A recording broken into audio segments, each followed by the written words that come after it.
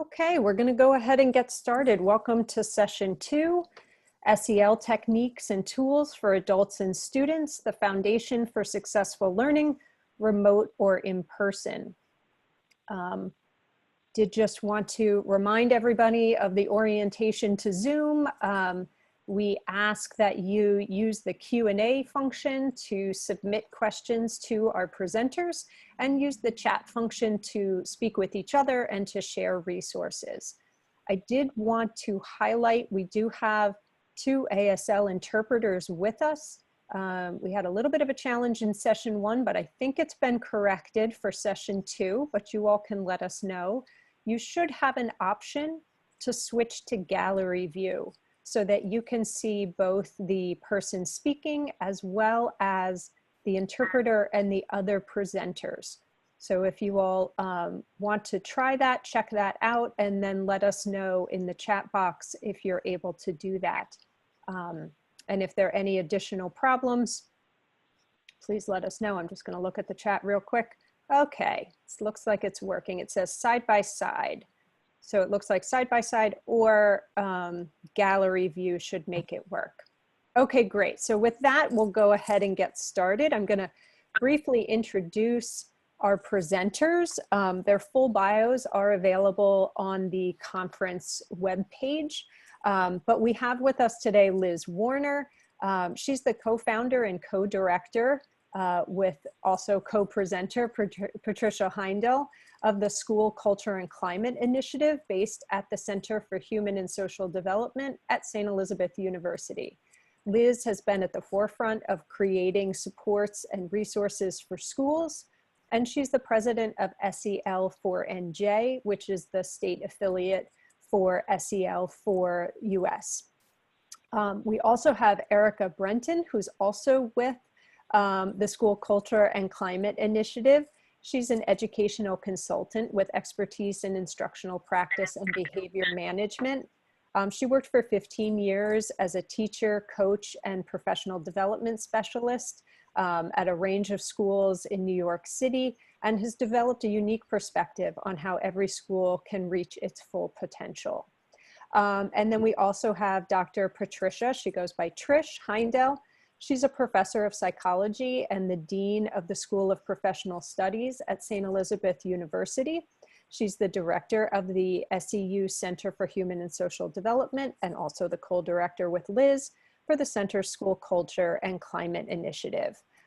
In addition, she and Dr. Maurice Elias, professor of psychology at Rutgers, are co-directors of the Academy for Social Emotional Learning in Schools, an online professional learning community and certificate program in social emotional learning and character development.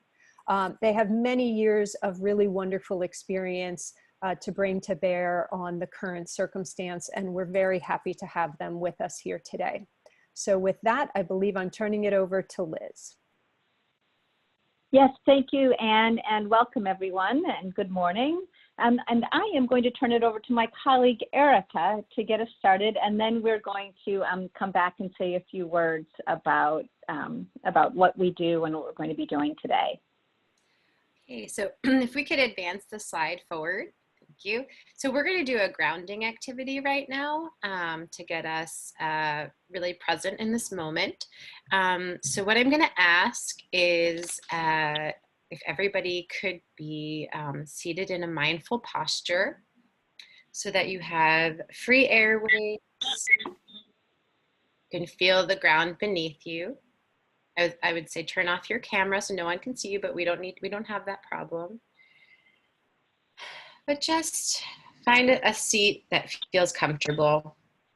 And I invite you to close your eyes.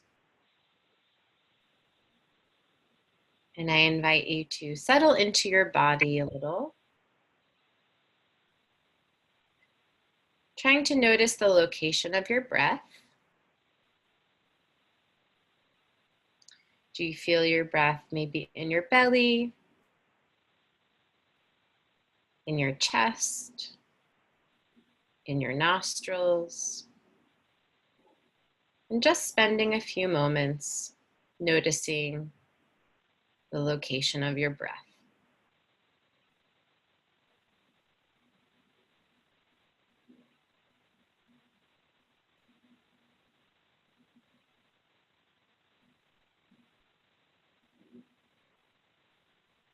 You may hear some noises around you.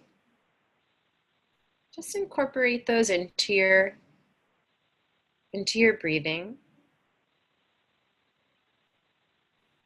Or maybe you feel some noises of the mind. Just try to let that go. Still noticing where you feel your breath.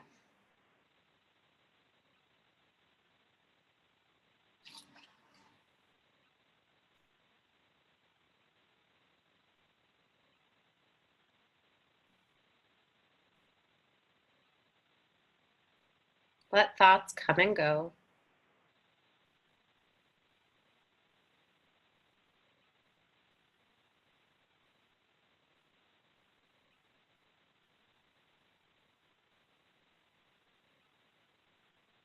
And when you're ready, I invite you to feel the weight of your body again.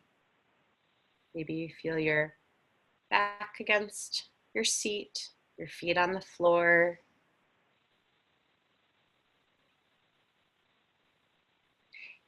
I invite you to take one full deep breath.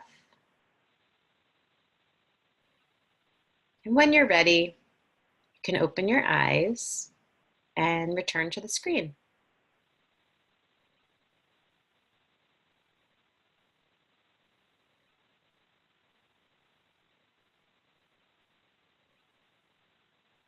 Okay, thank you for joining me in that. So to get us started, we're going to do an emotion check-in.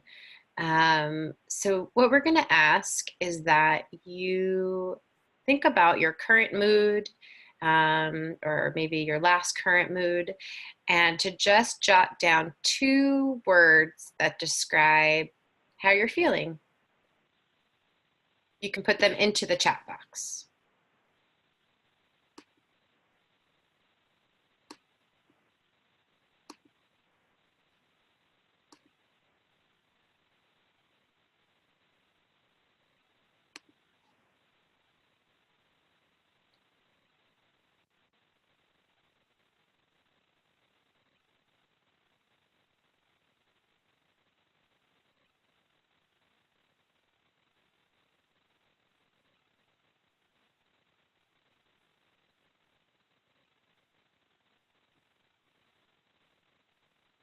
I'm speed reading. Thank you so much, everybody, for your openness.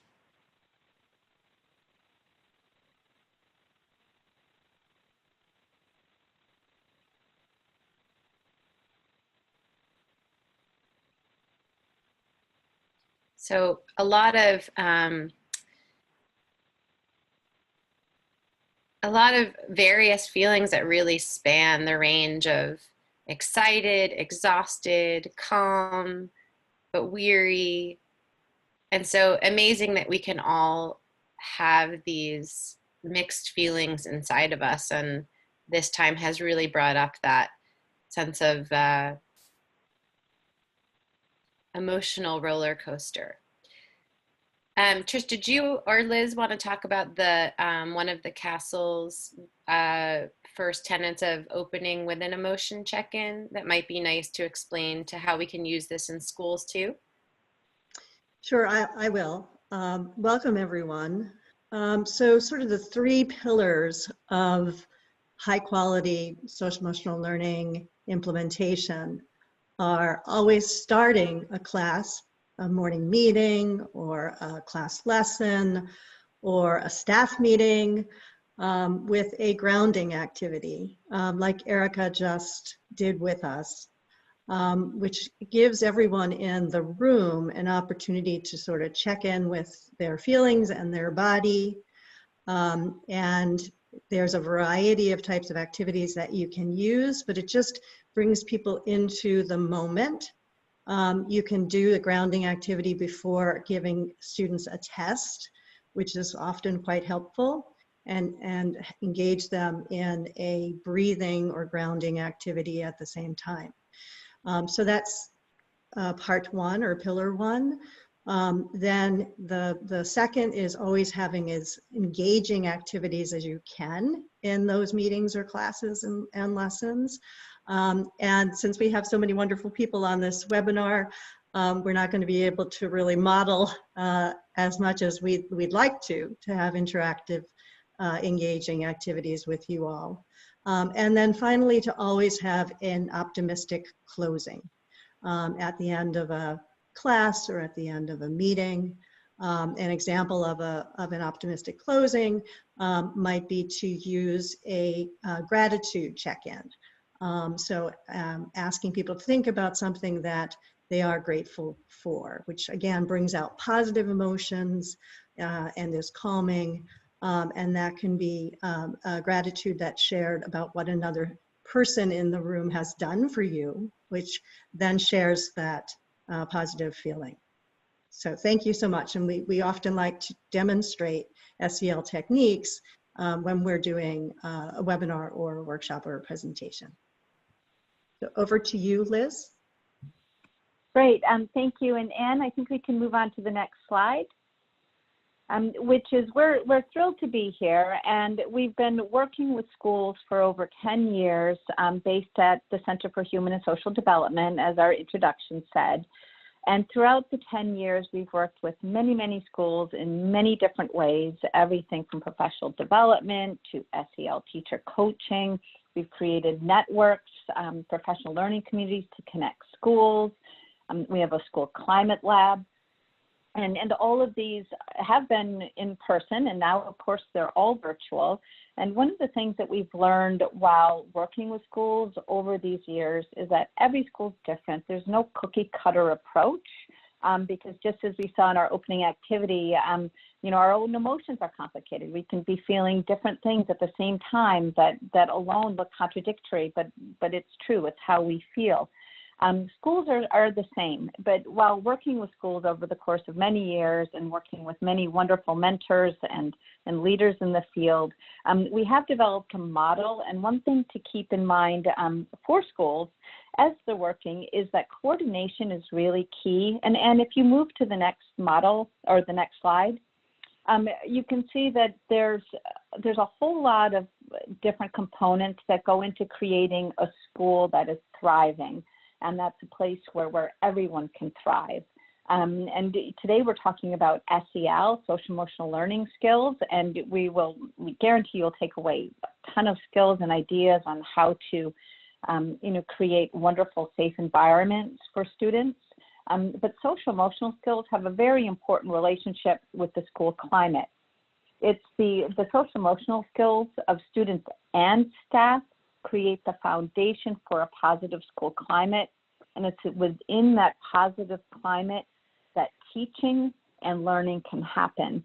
And they're absolutely interrelated, and likewise, it's important as well as like doing programs. It's important that those are coordinated, so that those programs that schools actually achieve the promised outcomes of all those wonderful evidence-based programs, that they have to be implemented with fidelity.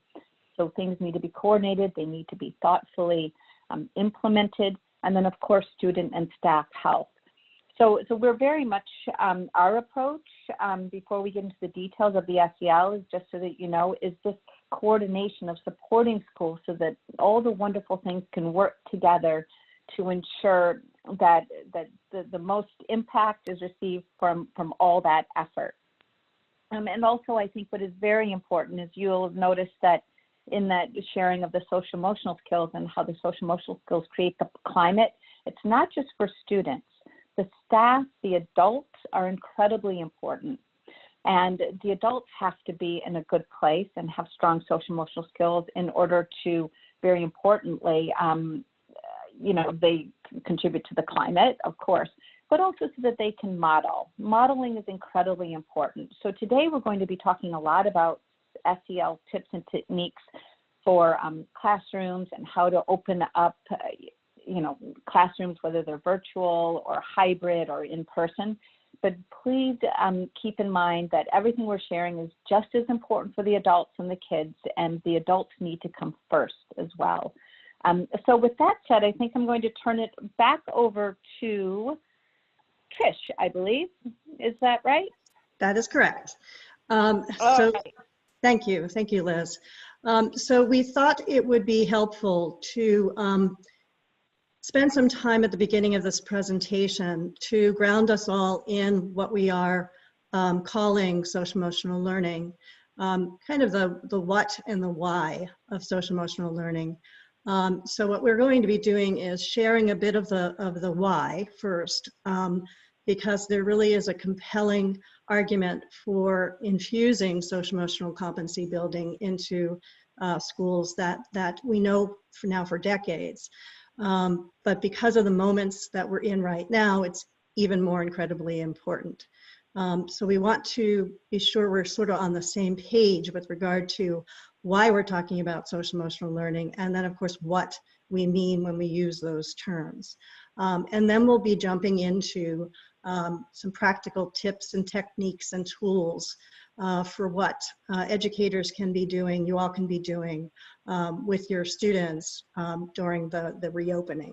And there are a lot of resources that have been published by various organizations and groups, including SEL4 US, on reopening schools through an SEL lens. So very powerful argument for really intentionally and systemically infusing social emotional learning into schools now more than ever.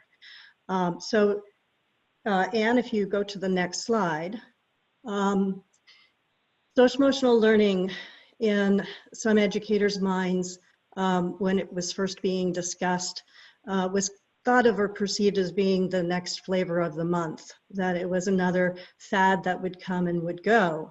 But the research around what gains you see when you intentionally infuse high quality social emotional learning into the school experience for students and adults, the benefits are just enormous.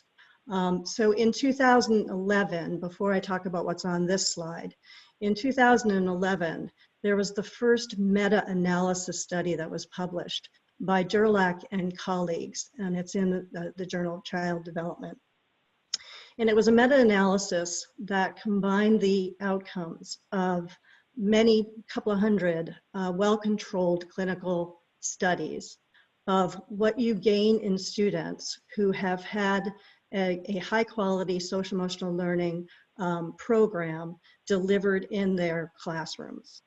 And that study showed the gains that the students at the end of 2 years were not only social emotional gains. So the one important learning was that social emotional skills can be taught and can improve with a high quality intentional systemic focus on helping students to improve those competencies.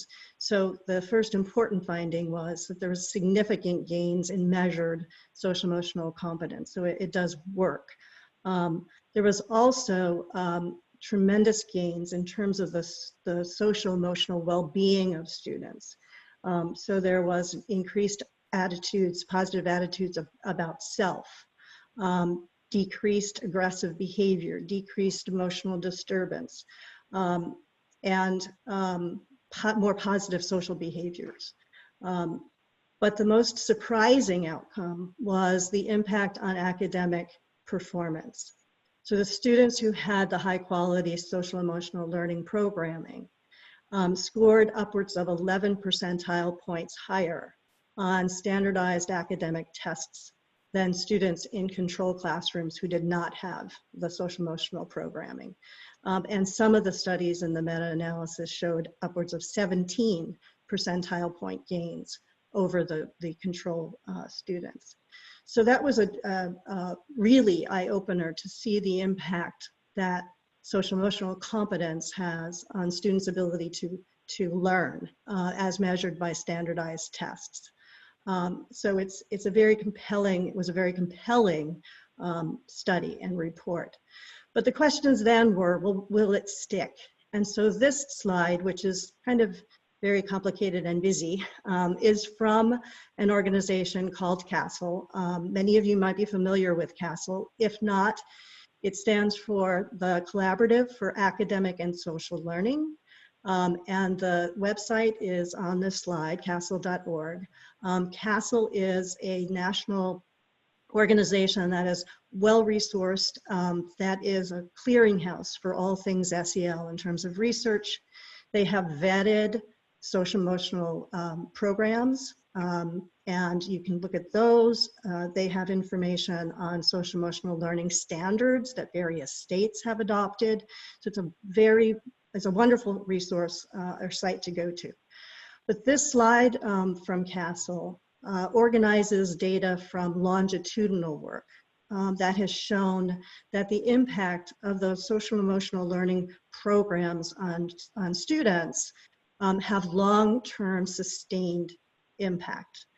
So you can see on this slide the number of different programs that were reviewed in this meta-analysis that was published in 2017, and the number of students in the study, and the length of time of these longitudinal studies range from 6 months to 18 months. And the students that showed those social emotional gains at baseline also continued to show those gains when compared to, again, control students of the same age who had not had that social emotional learning experience. What's incredibly important is the last paragraph on the bottom right. The long-term sustained benefits shown in this study were the same regardless of socioeconomic background, students' race, or school location, urban, suburban, rural. So the impact on all different kinds of students and classrooms and schools is striking. And you see with the improvements continued in academic performance. You see that the decline in the negative behaviors continued. Is really, really strong and powerful data. In addition, there have been other studies showing that students who have social emotional learning end up having better graduation rates, both high school graduation and post-secondary, decreased criminal activity, decreases in teen pregnancy, decreases in mental health disorders. We can also be talking about workforce readiness, and the workforce readiness skills that employers are looking for are mostly in these sort of soft skill areas that we're going to be defining in a second. Things like the ability to manage stress, skills in people management, teamwork skills. All of these are in this broad umbrella of social emotional competence. But Anne, if you go to the next slide, what's also important to point out is that social emotional competence benefits adults as well. So there's been research, this one is from 2009, that showed teachers who possess stronger social emotional competencies are more likely to stay in the classroom longer. So, I mean, I think we're all familiar with the turnover rates in teachers, and particularly in new teachers in their first year. So again, helping adults to build social emotional competence, particularly teachers building those competencies, are going to lead to them being more successful as educators and more satisfied in their work. And why is it that social emotional skills in teachers has this benefit? It's because of all of those listed bullets below. Teachers with high levels of social emotional competence are able to better develop and manage nurturing relationships with their students, manage behavior. They're serving as really good behavioral role models for their children. So if their children are modeling their good behavior, then children are more behaved in the classroom. They're better at regulating their own emotions. And they can create a positive climate in the classroom where it's calm, where students feel safe, where students feel connected and a sense of belonging. And in 2017, which sounds like such a long time ago, and you know, when we think back, we think, wow, it was certainly calmer in 2017 than it is now. There was a workforce quality study of educators done And in 2017, educators who responded to a survey about the quality of their work life, 58% of the teachers who responded said their mental health was, quote, not good. 58%. That's 2 times the rate of the general workforce. And that was in 2017. So it's incredibly important now to think about how we can support adults in schools, teachers, staff, school leaders, to focus on building those social emotional competencies inside themselves so that they can then turn and help to build those social emotional competencies in their students. So next slide, please, Anne. So what are we talking about when we're using the term social emotional learning? It is an umbrella term these days. There are a lot of words, a veritable word salad of terms that are under this broad umbrella. You've heard of growth mindset, you've heard of mindfulness, positive development, positive coping skills, all of these sort of soft skills, emotional intelligence, are being used today, and it's creating a bit of confusion. So what we like to have you think about is when you are implementing any kind of initiative in a school, it's very important to have a common language and to have a shared vocabulary and a shared understanding so that you're all on the same foundation. So what we find helpful, and you may have seen this wheel before, you may not have, this is one model for how to think about what we mean when we're saying social emotional learning. Again, it's from CASEL, and it's a model that is frequently used by people who are infusing and thinking about implementing social emotional learning into schools/districts. So the CASEL model defines social emotional learning as an umbrella set of 5 competencies. And so you see those competencies in the center of this wheel. The 2 that are in orange are the foundational social emotional competencies that are sort of intrapersonal, and those are self-awareness and self-management. And you see in the bulleted boxes an unpacking of what we're talking about when we're talking about these 2 fundamental intrapersonal skills. And these are skills, again, to just remind us all that these are skills that can be improved, that can develop. It's not that we're born either with competencies in this domain or not. It's not about our personality. It's about really developing and strengthening skills.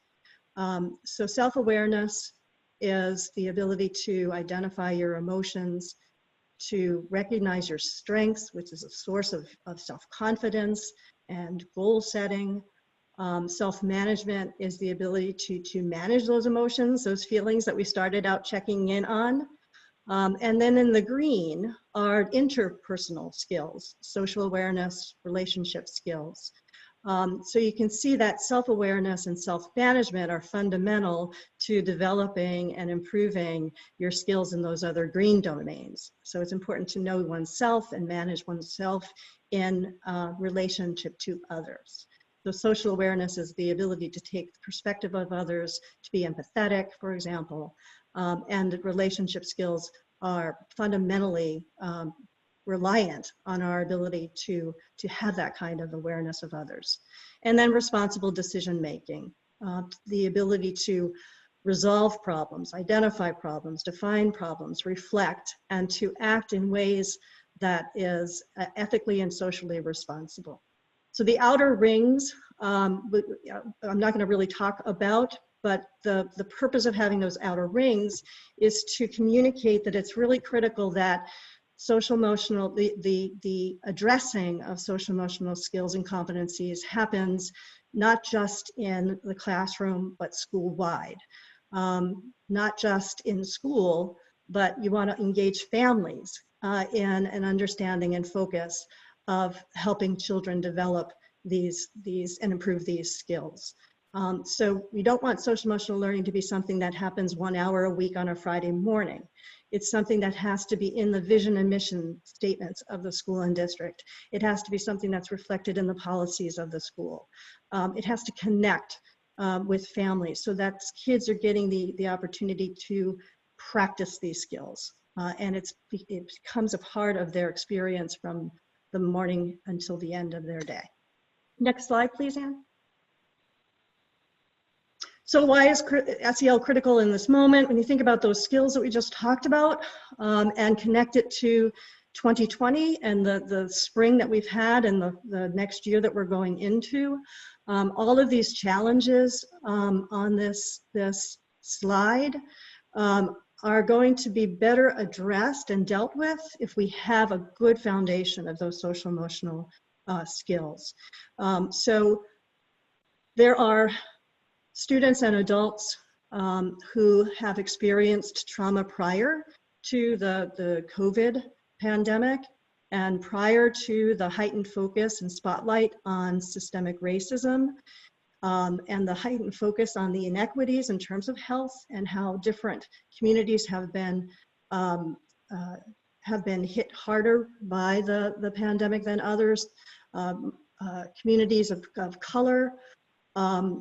So all of that trauma has compounded in the trauma experience that some of our students have had, adverse childhood experiences that they have had or they're living through. But there's kind of like this generalized trauma experience that we're all sharing as a community. There's a need to be talking about race and racism. How do we do that in a culturally competent way? Self-care and coping, building relationships from a distance. Educators and staff and counselors and school psychologists had to quickly figure out how to do that in March. How do you keep a tab on the most vulnerable students when they're not with you in the classroom? How do you build relationships with families who are now being asked to be teachers as well as parenting? And so on, and engaging students in learning from a distance, engaging family in that learning. And now potentially being prepared students and adults to be in different learning environments at different moments in time. So it's really a very critical time. That's challenging our resilience, that's challenging our social emotional well-being, and challenging us to really think about how we can build more confidence in students, children, and in our students. So we go to the next slide, Anne. Just really quickly, another sort of version of social emotional learning is social emotional learning through an equity lens. And CASEL has updated those definitions of the 5 competencies that I talked about earlier to incorporate how each of these social emotional competencies connect to cultural competence, connect to thinking about equity, connect to thinking about systemic racism. And here you see the expanded descriptions of each of these that connects these common 4 competencies to what we really recognize we need so much today. So self-awareness is absolutely critical. In particular, I will point out to examining our implicit biases. Self-management, coping with grief and loss, as we just talked about, the trauma that's been experienced by communities and personally. Social awareness, being aware, trying to understand more deeply the inequities that we have in our society and the impact of those inequities, trying to become more aware of the privilege that we might have in that bucket of self-awareness and be aware of the experience of others who do not have common experiences and have less privilege, other privilege. Building meaningful connections and relationships across different cultures and age, so critically important for educators who want to get to know their students, to be really very much self-aware of potential biases and implicit ideas about our students. And then responsible decision making. What can we all do individually and collectively to increase the well-being of our whole society and engage in creating a more equitable society? So that is just very quickly some background to sort of foundation to give us all the same language and speak. So I'm going to turn it over now to Erica to talk about tips and techniques. We're not going to be talking about SEL programs. There are a number of high quality SEL programs that are available, curricula that are available, lessons that are available. But what we want to focus on with you are some techniques and tools and tips that can be used and infused quite easily and intentionally without having to purchase or pick a full SEL program. So over to you, Erica. Okay, thank you, Trish. Okay, if we could advance the slide. So there's a lot of information out there, a lot of resources, and I think, going through it can be a little bit overwhelming, just given that we're all in different places and all schools are doing different things when they return in the fall. So what we did is we really tried to highlight the top 5 recommendations to promote SEL, social emotional learning in the classroom. And then really think about how these 5 recommendations could work in any sort of setting, remote, hybrid, or in person. So I'm just going to run through them real quick, and then we're going to actually ask for a lot of your input and participation as we go through each one. So the first is to provide daily SEL instruction and practice to foster a sense of belonging and safety as students return to close proximity with others or in a virtual setting. The second one is to emphasize school culture and rethink school-wide celebrations and traditions. 3, this would be more of an in-person school environment to make your safety measures visible for students and clearly communicated to families. Number 4, maintain regular communication with families. And 5, as Liz spoke about earlier, is to really make sure that the adult SEL needs are being taken care of and met. So let's go through each one. If we could advance the slide, please.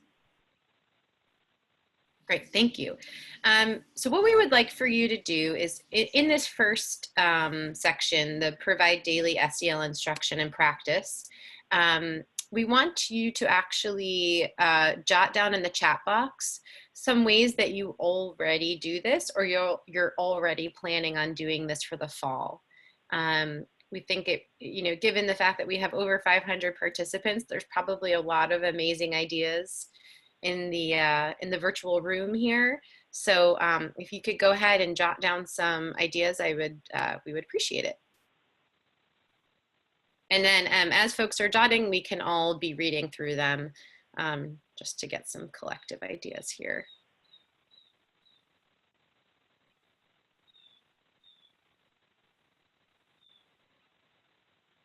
A lot of morning meetings and mindfulness, wonderful.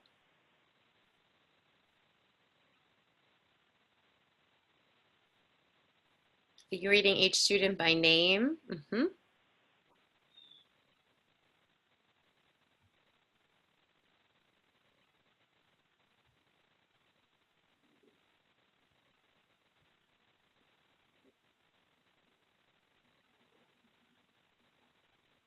A lot of check-ins, great.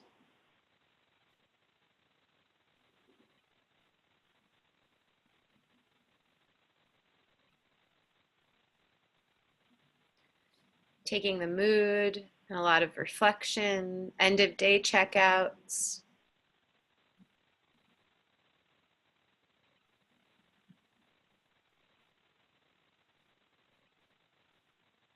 Great. Okay, so folks, definitely feel free to continue to add into the chat and to continue to look through. I think, a lot of the things that you mentioned are the things that we thought, we thought of, and we did research and came to the same conclusion. So it's nice that we're all on the same page.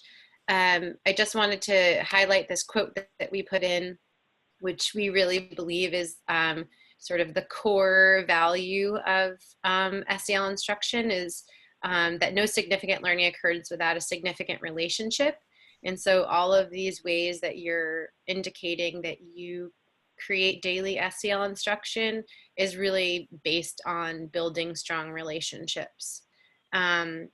So wonderful. Thank you for your participation. Yeah, I'm really loving some of these. They were great ideas, singing a morning song, and, you know, thinking about doing these converted to, you know, trying to connect with students who may remain remote is interesting. And I know that educators did wonderful things to adapt quickly in the spring. One tip that I'll just share is, in order to really build positive relationships, we really need to know our students very well. So one tip is to think about, think about and rank your students in order of how well you think you know each one in your class list. And then try to get to know the ones that are not at the top of that list better. But these are fabulous ways of engaging students and making them feel like they're connected and having them be connected. Great, thank you. Okay, and if we could advance to the next slide. Oh, show and tell on Zoom, I like that too. Okay, so many of these. So here are just some, and these really were, I think a lot were reflective in what you had said too. The daily community building activities like morning meetings, class meetings, games and activities can be done virtually or in person. This was also something that a lot of people had mentioned, to connect with students as a whole, but also in small groups and one-to-one to check in with each other. I just got a responsive classroom note that said one of the best things you can do for students, educators and adults can do for students now is just to let them know that you see them. And so those one-on-one check-ins is a wonderful idea. So also something you had mentioned, frequent opportunities for reflection and feedback to identify needs as students adapt to their new environments. And you also had used this, I saw a lot of ideas about using calming strategies, rest areas to make sure students are supported emotionally. And then we had just put this, consider using SEL instruction through a video-based curriculum, because there's a lot of resources out there that are already developed for you. I know that teachers and school staff, you know, we're working really hard. We're strapped with time sometimes to develop your own SEL curriculum on video can be hard. So there's resources out there for you. Second Step, I know, has free available videos that help students do emotion recognition and just being able to check in with themselves on a daily basis. Also, Move This World, which we got some resources from, has another nice video component to it. So considering using things that are already created is a nice bonus. I'm just curious to look through this chat real quick. Okay. Okay, if we could advance to the next slide, please. Okay, actually, this is the one thing I forgot what I was going to say. We have made available to you a resource packet, which I'll just be referring to here and there, and I think was put into the chat box. It's on the website. So some of the things that I'm going to mention are in some of those handouts, which will have some nice resources for you. So the second tenet, emphasize school culture and rethink school-wide celebrations and traditions. In that little handout packet, there's a really nice one-pager that talks about some ways that in this new world we can think about doing this. So if you want to take a look at that, but I also ask if there's anybody who has any ideas for how you either did this in the spring or will be doing this in the upcoming fall, to also put some of these in the chat box. I can give it, oh yeah, okay. I can give an example. One of the ways that my son's school did this is the principal would do morning announcements, virtual morning announcements. And so every morning we would get to see him, and he hosted his own radio show, and students would be able to write in with song requests, and he announced birthdays, and so a wonderful way. But I guess some folks are starting to write in, so let's take a look here. Virtual choir concerts, wonderful.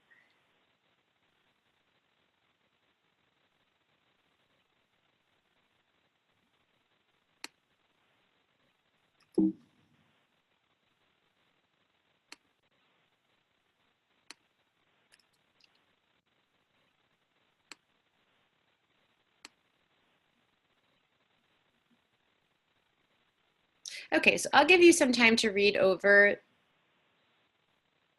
Virtual Student of the Month, wonderful. Virtual read aloud. A virtual read aloud. Weekly breakfast with the superintendent. Virtual graduation. Virtual lunch bunch.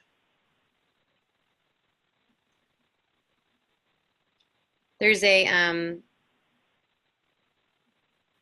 another note on the handout that we gave you. Oh, a virtual cooking class and a Zoom dance party. How fun. That talked about asking the students what would be nice for them. I really liked that idea. So it's really coming from their perspective and their needs. Okay, wonderful. Thank you, everybody. I'll keep the chat box open for this, for everybody to continue to add, and please read over that resource when you have the time. If we could also advance to the next slide. Oh, and I like this one. Sorry, my daughter's middle school principal did virtual morning announcements with a riddle to be answered the following day. So it made them look forward to the next day. Okay, so this one is really to be primarily used in an in-person environment to make safety measures visible for students and clearly communicated to families. You know, I think in a lot of social emotional learning programs, the concept of the first 6 weeks is really the crucial time to make any kind of procedures work for the rest of the year. So giving yourself permission to say, we're going to really focus on this in the beginning of school. And we know that there's a palpable sense of anxiety about academic catch up and making sure that students are, you know, getting back into their learning mode from the spring and from the summer, but really taking the time to think about how this could work, setting up safety procedures in a positive way. So thinking about using positive language for each safety measure. So this is how we take care of one another. We're taking care of ourselves and each other. And then the idea of just practicing. So one of the ways that I have found most valuable as both a teacher and a coach and just living in the SEL world is using interactive modeling. So interactive modeling is really the adult showing, not telling students how something is done, but really showing students. So if, let's say, you know, there's a certain way that you want them to walk in the hallway or a certain way you want them to sit, that the teacher always models first, and then the students practice, and then we do it collectively as a class with reflection and feedback. And so my best advice would just really be to think about spending as much time as possible in the very beginning to do this, so that those procedures are really embedded, and then you can work on moving into other kinds of areas and gaining more momentum with academic work. And this is all new for everybody. So being patient and kind to yourselves and for students too. Okay, so if we can move to the next slide. So this is really an area that no matter if it's in a remote setting or an in-person setting, that this time in our lives as educators and as families, that this partnership matters more than ever. And just as a parent of 2 young children who is going through this as both an educator and a parent, I just see that connection being so crucial to everybody's well-being, as I'm sure we all do. So we have 3 bullets here, and then we have some examples on those resources that we gave to you, but I'm just going to read through these, and then we thought that we would also love to hear some of your ideas for ways to make sure that communication is a priority, an utmost priority. So the first one, select a means for communicating with families on a daily, weekly basis. Newsletter, if you look in the resource handout that we gave you, there was like a newsletter there that a teacher had written up that seemed really helpful.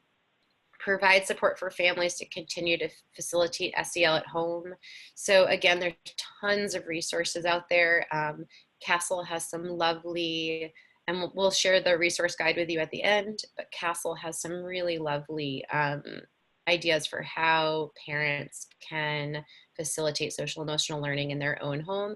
And again, a lot of these resources are free. So consider using something that's already created.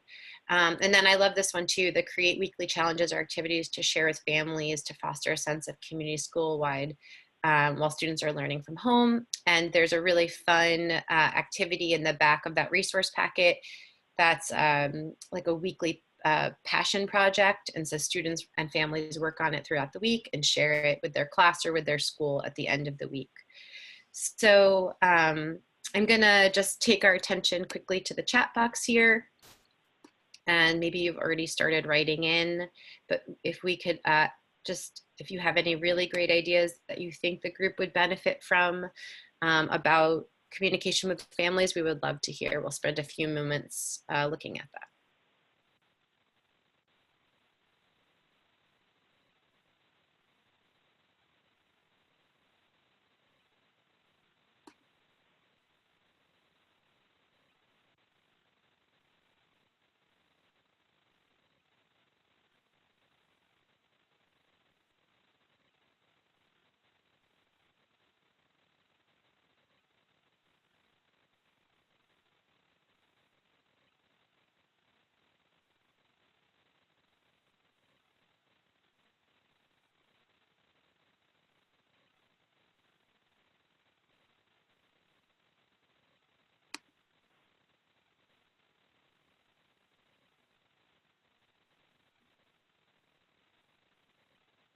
So weekly emails.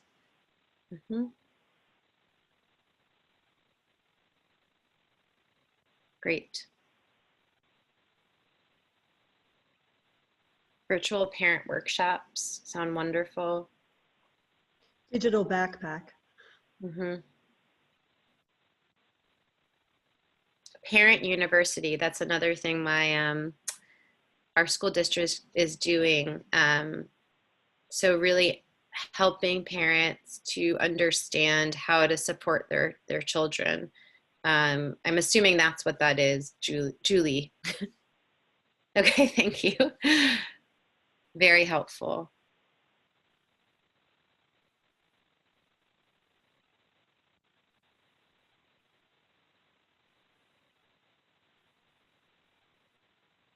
So I just, as a quick question from Kelly, how do you implement these strategies with families who are overwhelmed as parents, teachers, and working? The daily check-ins or SEL activities would be too difficult. I would just personally say that whatever the needs are of your parent population is what you could provide for them. So I would say only if this is helpful to them, but not something that would add to their stress or take away from their well-being. Or maybe opportunities for them to just share how they're feeling and you know, de-stress. Okay, great. So moving on to the next slide, just checking our timing here. Oh, yep, we're right right at the end. Great. So as we said, as Liz mentioned in the beginning, this idea of really taking care of your own social emotional needs, we included an article in the handouts that really explains each one of these bullets, but I'll just read through them quickly. Trimming your list. So really making sure that you're not taking on too much, allowing yourself to stop, giving yourself, time for pause, embracing vulnerability. So I think the more that we can be very open and honest about how we're feeling with our colleagues, with our student, maybe not our students in a way that's inappropriate, but just the way that we're able to expose our own vulnerability, the more help we'll receive. Reaching out to experts. There's lots of people who are doing lots of amazing work. And again, tons and tons of resources that are available to you. And just this idea that to pass your umbrella, so letting other people care for you just as much as you're caring for others. We just want to make sure that we impress the importance of taking care of the adult self before or simultaneously to taking care of the child. So from here, we have, I think, if we can advance the slide forward once more. Trish or Liz, do you want to take on this slide?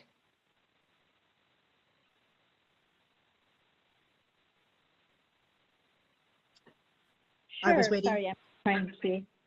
There we go. Yes, I think, so much has changed the last 6 months, but there's still some fundamental foundational things that have remained the same, which is that we're all humans, and at a foundational level, we need to connect. Relationships are absolutely key, and we have to trust one another.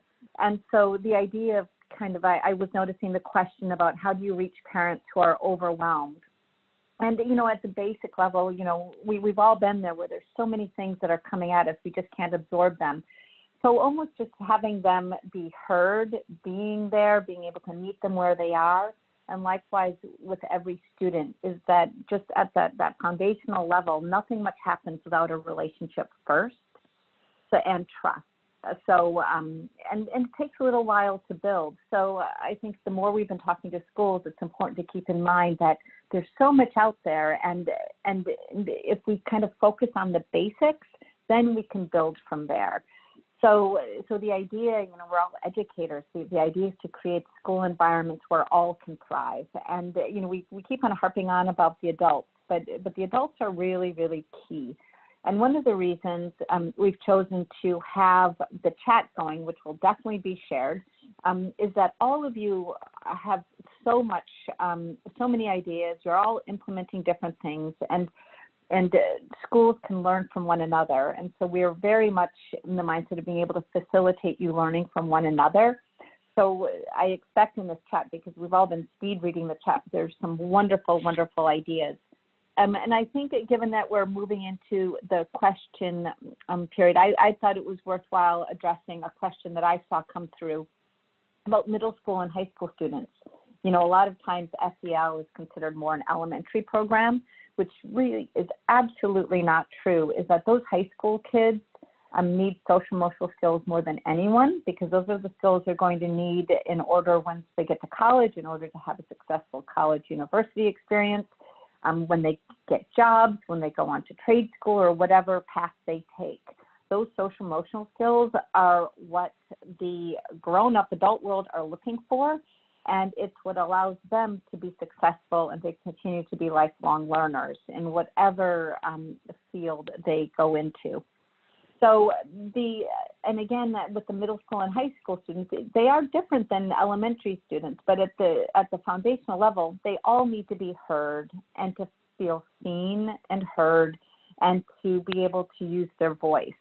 And so it looks a little bit different, but I think the more chances the students in high school, we see a lot of SEL skills being developed through collaborative work projects as well as through service learning. opportunities for that kind of, co-creating of projects and working together is a wonderful way of developing social emotional skills. And one thing that I believe that both Eric and Trish touched on, but I think is worth re-emphasizing, is that it's incredibly important to be incredibly transparent and visible and intentional about the social emotional skills. A lot of research, as well as a bit of common sense, lets us know that, if we're very overt in saying, hey, we're working on self-management of our emotions. When you're upset, what are some things you can do to calm down? That's better than in kind of framing it. It has much more impact than kind of doing it in a top secret manner. So I think it's worth mentioning to be very intentional, to be very transparent about the skills that are being encouraged and practiced.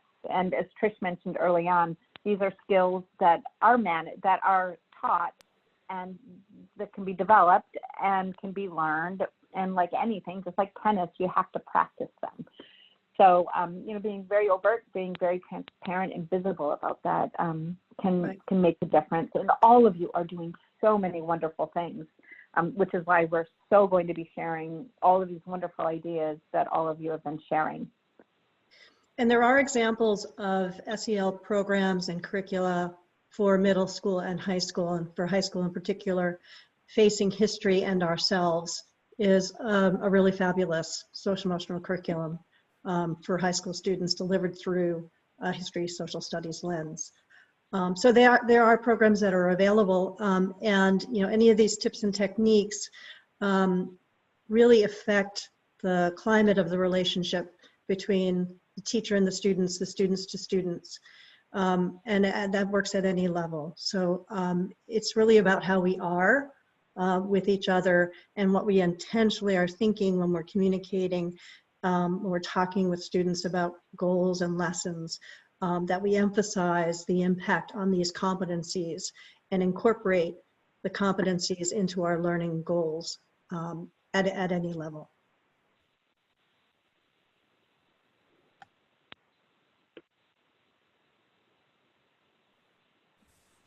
So we're going to start the Q&A. We have some questions from our participants.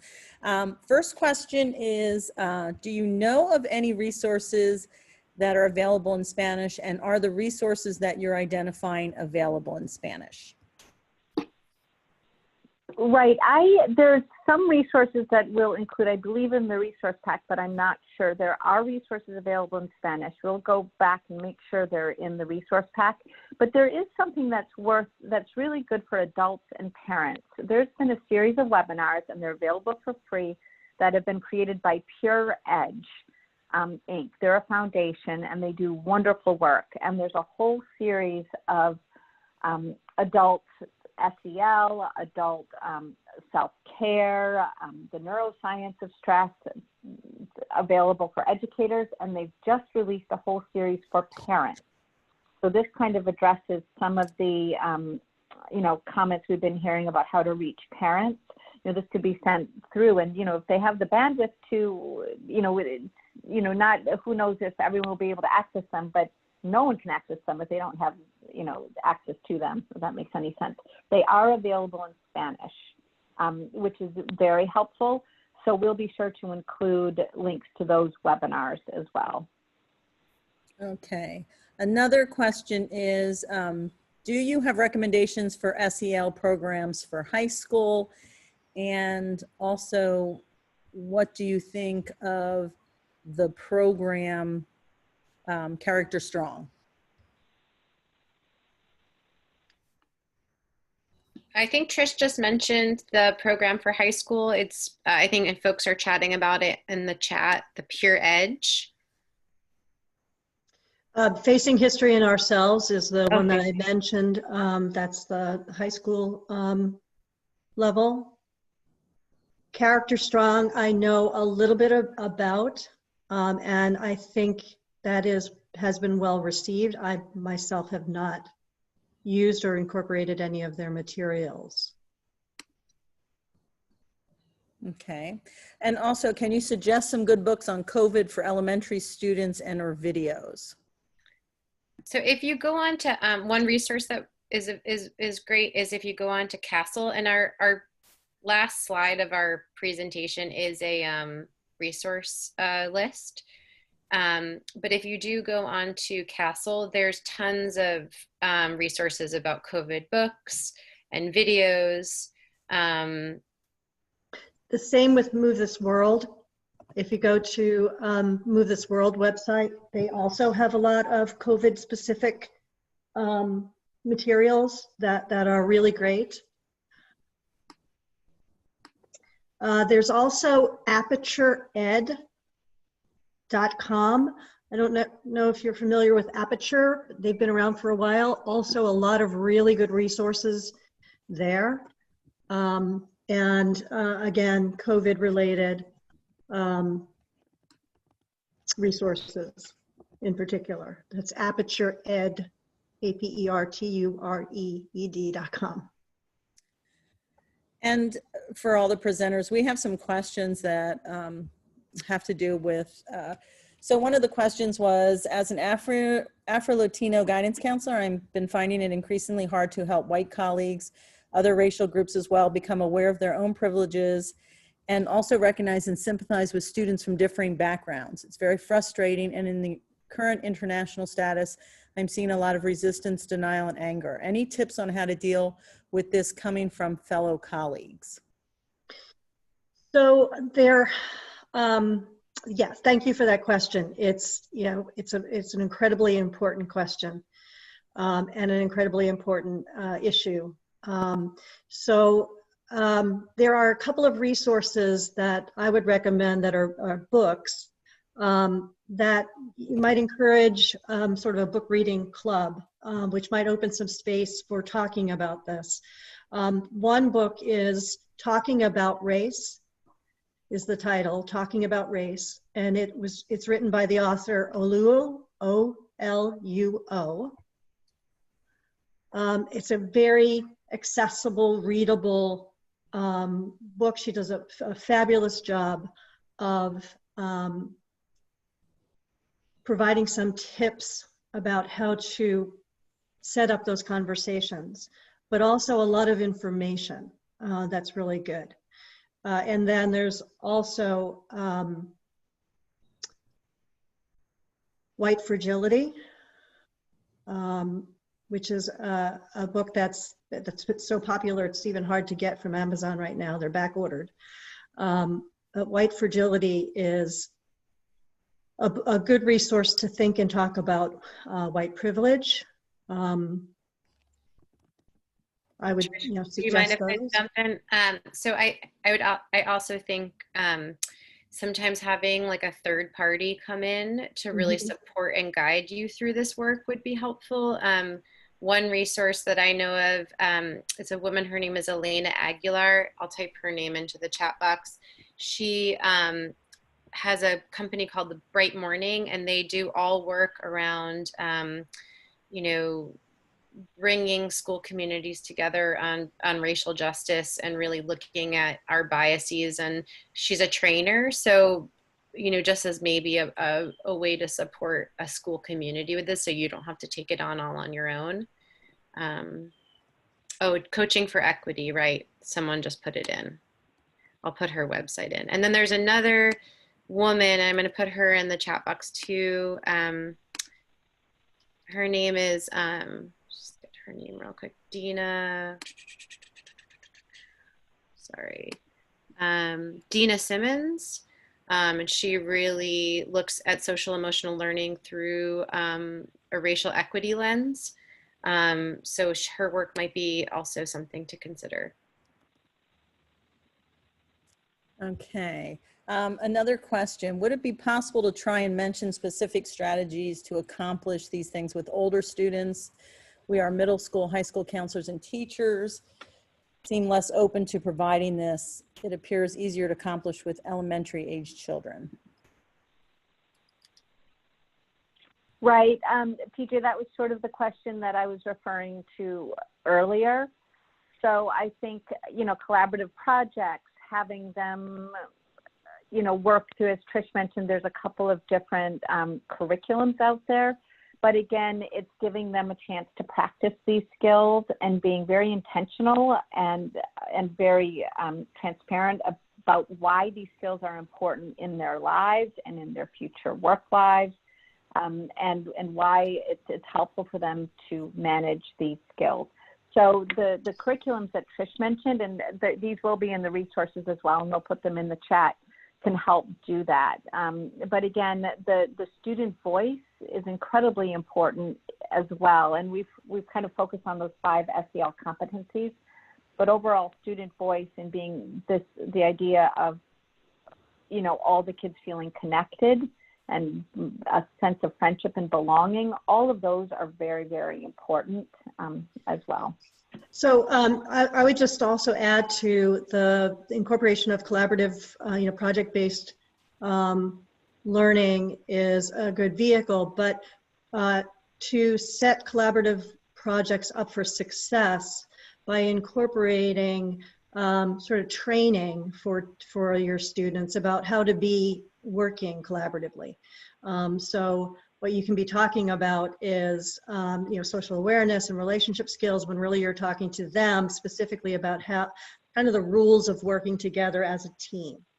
And then reflection, incorporating reflection. And you could do these in a physics class, reflecting at the end of a lesson on what I have learned. Again, is engaging them in that self-awareness skill. So there's ways of intentionally incorporating these skills into the academic content. But I just wanted to add that sort of tip about how to set teams up to be successful by talking with them and setting up rules with them that are really about being socially aware, having good communication and relationship skills, how to resolve interpersonal issues or problems that might arise in the team. You're doing SEL when you're doing that.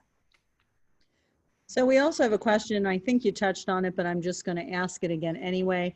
How do you implement these strategies with families who are completely overwhelmed as parents, teachers, and working? Many of the families I work with would find the daily check-ins or SEL activities to be too difficult as school's already overwhelming. I mean,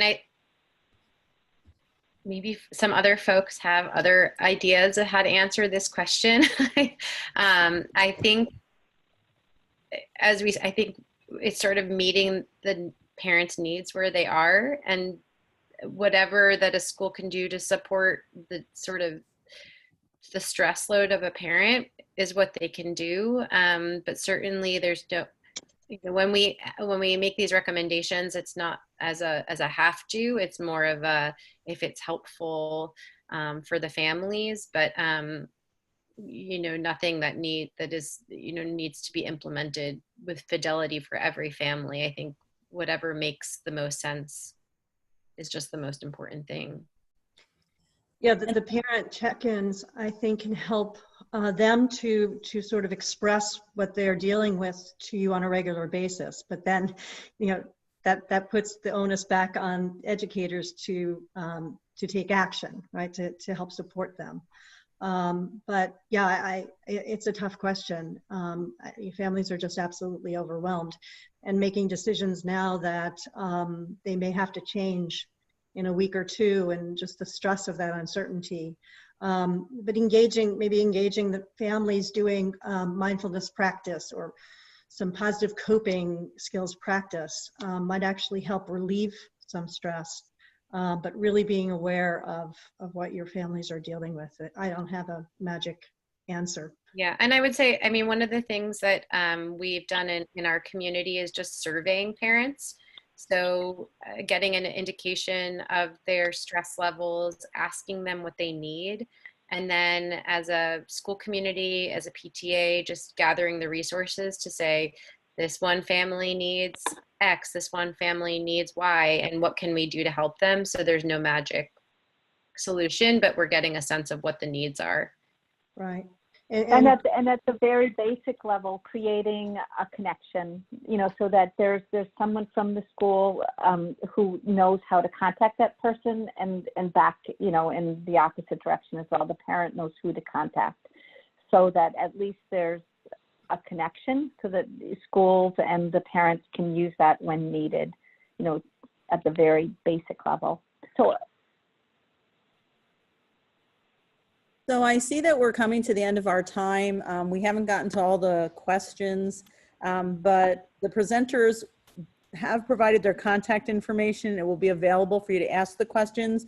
And we will also after the conference provide a supplemental document with responses and post it to the website. So we appreciate all your questions.